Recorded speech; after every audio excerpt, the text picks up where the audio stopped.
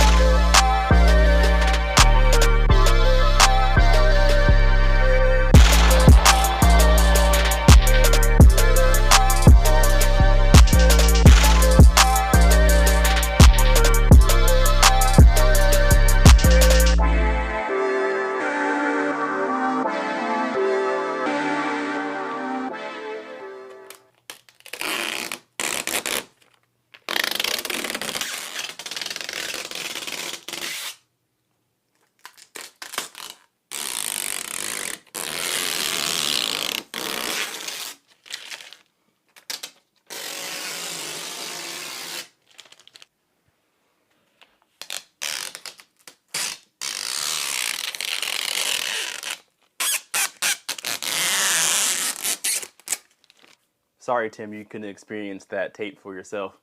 Sucks.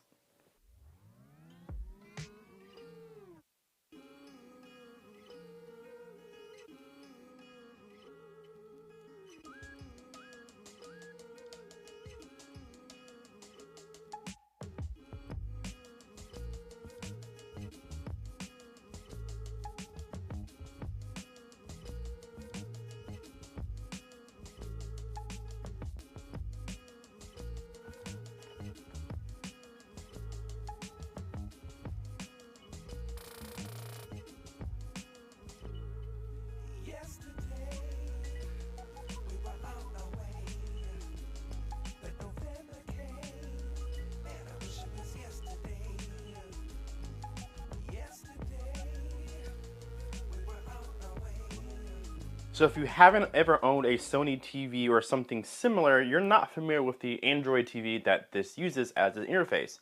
Samsung has Tizen, LG has WebOS, but Sony uses an Android-based system, and guys can see it looks pretty nice. Honestly, it works really well, really responsive. That's one of the things that I noticed really quickly going through all the setup is how quick and responsive it is, especially the remote inputs too. Clicking any button on the remote is pretty much instant. Now I'll show you the remote here in a second, but the only complaint that I really have about the remote is the click wheel. Every remote has a click wheel. It sits right underneath your thumb most of the time, but this click wheel is super small. So when you're changing channels or changing inputs or apps using the up, down, left, right arrow keys, your thumb is really on top of the enter key too. So I find myself when I'm pressing up or down also pressing enter also. So that's kind of an annoyance, but you get around it after a while. But this is the interface here. All your apps that you want are at the top. And then of course there are some recommendations from either Prime Video or Sony's Android system for you to watch like most TVs do. So really easy to get around. So at the bottom here we have our settings menu here, and one thing that I love about the settings menu already is that it pops up no matter what input you're using. A lot of TVs, when you press setting, will completely cover the TV, kind of like Samsung for example, and I can't stand that. But when you want to change picture settings, it keeps the picture to the left so you can see what you're doing to the picture as you're making those adjustments. So I really like that. So hitting the settings button on the remote gives you all sorts of different things here: brightness, power savings, light sensor, things like that. Me personally, I turn off power savings. There's not really a need to have it. The same thing with the light sensor. I like to turn the, oops, I didn't mean to do that. I like to turn the light sensor off, and the reason being is because it tries to see how much brightness is coming into your room, how much light is in your room, and it'll dim or brighten the screen accordingly. And the reason why I don't like using that is because it can affect your HDR performance. It can really affect maybe brightness overall when you're watching a dark scene. You don't want your levels changing constantly. Maybe the sun moves to the back of your house, it's still bright inside, but you know, it's just a lot of different reasons why you don't want it on. So I turn my light sensor off, power savings off, and then by default it's on standard mode. You do have vivid, standard, cinema, and game. Of course, game changes the latency, it turns off all the processing, and it gives you the lowest latency possible. So really cool features: graphics, photo, IMAX enhanced, and then custom, which I will get to here in a little bit. So this TV is enabled with 4 HDMI inputs, one of them being 4K 120. So if you are a gamer, you do get to utilize that. It is ARC/eARC for anybody who are wondering. So this TV should be pretty good with gaming, which I have an Xbox Series X. So I don't mind plugging that up and seeing how it does, especially compared to the LG, which is incredibly well. Now, you guys may have saw in setup, we also get an option to kind of calibrate sound. So it takes the remote. The remote has a microphone built in for voice assistance, but you can also use it to calibrate your TV. It's going to ask you, do you have this on the wall, or is it sitting on a stand like mine? And depending on your answer, it'll calibrate your room to give you the best sound quality based off where you normally sit and how you have your TV set up. So that's really cool as well. So tons of different options inside this menu, which we'll go through in the full review.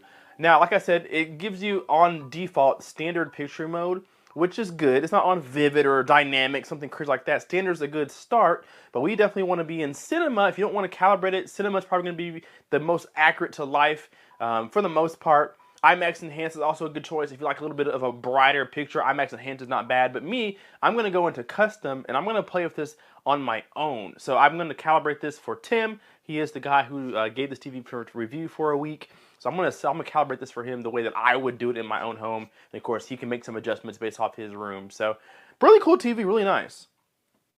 So I'm playing some Dolby Vision content here, 4K HDR Dolby Vision content here. This is on the native YouTube app right now, built into the TV. And so it's not calibrated, it's standard mode, but just want to put something in the background while you guys listen to this last little tidbit. Again, really nice television, one of the easiest TVs physically to set up. It's not very heavy, which is surprising. My LG C1 55 inches heavier than this 65-inch Sony TV by quite a bit, so that's a very interesting note to take. Again, this is a small overview, unboxing. I'm going to do a full review of this television once I get it all calibrated, watch some content, make sure everything looks good, and I'll come back and do a full review for you guys, talk about its peaks, its weaknesses, things that it's good at, things that it's bad at, and then ultimately if this is something you should buy. It's a relatively new TV to the market. It's all over Best Buy right now, so it's easy to obtain. There's a lot of them out there to get, so maybe this is something you are after and want to know if it's worth purchasing. We will find that out very soon this weekend when I do the full review. So really nice TV for what it is so far. I do have some complaints already right out of the box. I'll save them for the review, but I do have some complaints already about this TV.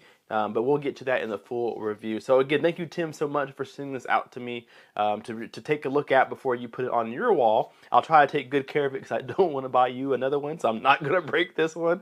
But thank you so much for bringing it over to me for a review. We'll get it calibrated, come back, and we'll take a good look inside. Thank you guys so much for watching. Hit that like button and subscribe if you are not already. We will see you guys in the next video. Kpaceguy out. Peace. Say I lost my mind, I will keep on holding my head high. Even if the sky is falling down,